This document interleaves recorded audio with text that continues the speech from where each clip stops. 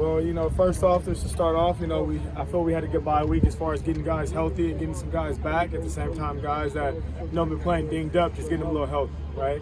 I think we have a good grasp on what we want to do and, just a slight head start on Notre Dame, just actually having an extra week to prepare, right? At the same time, I think, we got back to the basics and as far as fundamentals, as far as technique, and make sure guys play with low pad levels. So as you see, a little bit of practice, still adjustments as far as us having some jog through with some plays, and then all of a sudden speeding up and going full speed. I think that's going to help the guys as far as seeing the looks, a little slower motion, and then seeing them sped up.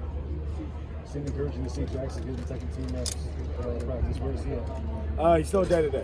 He still, hasn't been truly cleared by, the trainers and everything else. But, it's basically about his health first. And then after, we'll make sure his health is okay, then all of a sudden, he'll get a chance to play. Is there like a quick update? No. Right now, like I say, he's still week to week. I doubt that he'll be ready for this particular game and this particular week, but right now, it's still just making sure he gets as much rehab as possible. We've seen Ishmael Sasha do a little bit more each week, it seems like.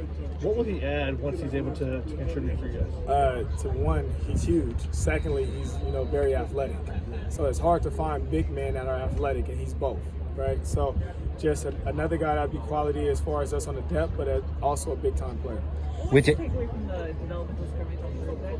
Well, I wasn't here, but I got a chance to watch it. And I've watched it now probably about 5 or 6 times, and you see some guys that's hungry to play as far as being physical, as far as stretching, knowing their assignments. So that was a big thing to see, but they're flying around, they're making plays, and, tackling.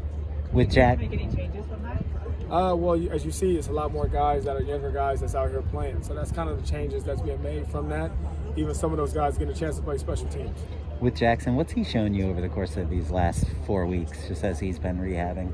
Well, it's nothing really the first couple weeks he didn't show me anything besides rehabbing. Really just right now it's the same thing I've always seen. A guy with a live arm, a guy, that can move around, and he has commanded offense just like all our quarterbacks do, and, a guy that's willing and eager to play. How different is the challenge traveling to Notre Dame, different time zones, compared to your normal travel pattern? The time zones is always huge, but at the same time we made some adjustments as far as this week is, tomorrow or Thursday guys getting them early, and I don't think it's ever be a problem for us. Just the simple fact is that we lift weights in the morning. So a lot of things for us I think is going to help us out and work in our favor a little bit. Time zones is always different. If it was 10 degrees and snowing, of course that would be different, but it's not. So it's still nice weather, especially this time of year out there. To be honest, it's just like any other place.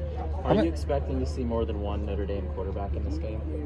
Yes. All their games, they play about 3 every game. So, you have to be prepared because all those guys are different challenges. Heard you preparing for the crowd noise and just the, Dropkick Murphys playing. Is that, how much of a difference does that make in your mind? And how much do you need to prepare for that? Well, that's just a tradition. I've been quite a few places where we did things like that in practice and played their fight zone the whole practice, and it almost becomes when you get there and they're playing it, you don't even hear it, right? You're just so accustomed to it, it's like the norm. So I guess that's like, when you start tuning it out, instead of it being there the first time and they're playing it, and you get in awe a little bit. Sure. You were busy on the road last week. What was the importance of getting out and seeing recruits, and what's the message that you project to them?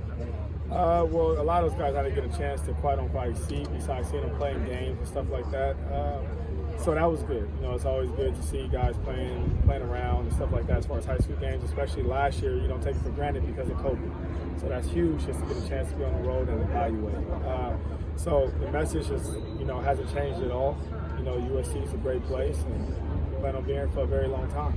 Let's do one more. You talked about the bye being helpful coming off injury, but how does it maybe create a reset button for you guys mentally, especially going into the Notre Dame game? Excuse me. It's a major reset. But the simple fact is that they have an idea now who I am, right? And I have an idea who they are, just being the head coach. When you're the DB coach, you kind of focus so much on your position. Now it's a chance for me to focus on the whole team. So it's a chance for all of us to unwind a little bit and see what we did, wrong or right as far as self-scout on offense, defense, and special teams. So I think that would all be key with us moving forward.